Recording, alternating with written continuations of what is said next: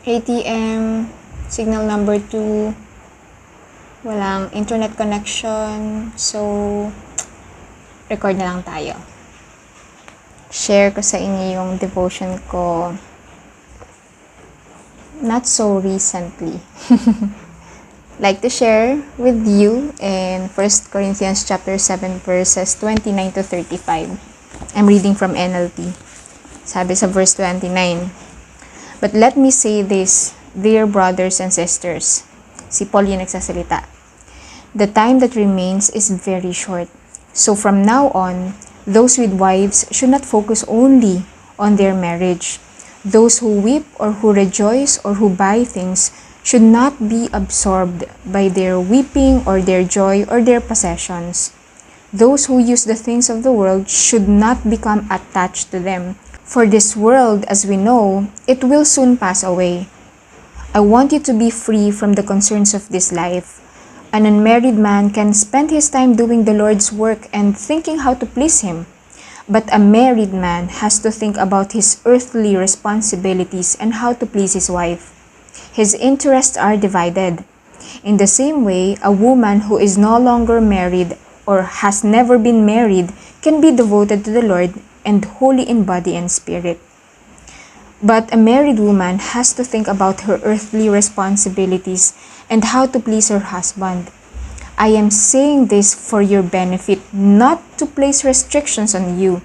I want you to do whatever will help you serve the Lord best with as few distractions as possible." So what can we get from this? Not to marry, not to pursue the things that we want to do, or not to pray for the things that we want to have? Definitely, it's not that. Time is very short. Everything here on earth, problems, provisions, seasons, everything is temporary. We have to focus on doing the call of God, to serve Him, to honor Him in our lives. Whatever season we are in, married, single, whether we are in a season of celebration or mourning, whatever we don't have or we have, we should never be absorbed, attached, or preoccupied by all these things. Clearly in the passage, Paul is not against all these things. What he is against is these things stopping or distracting us from doing the call of God.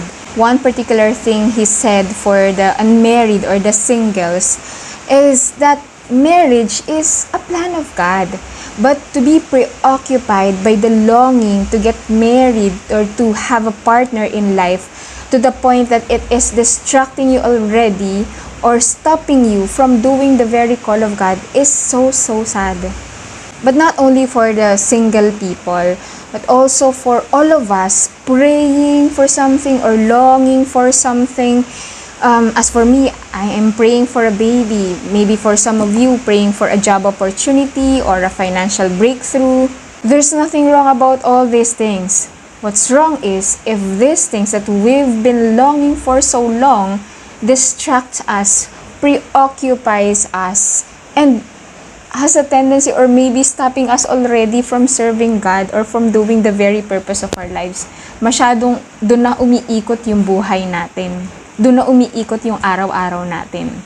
Verse 35 says, "I am saying this for your benefit, not to place restrictions on you.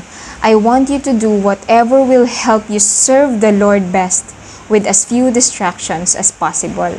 I believe Paul didn't mean to make these things, yung marriage, having a baby, pagiging successful sa career. I believe he didn't mean to make all these things sound negative.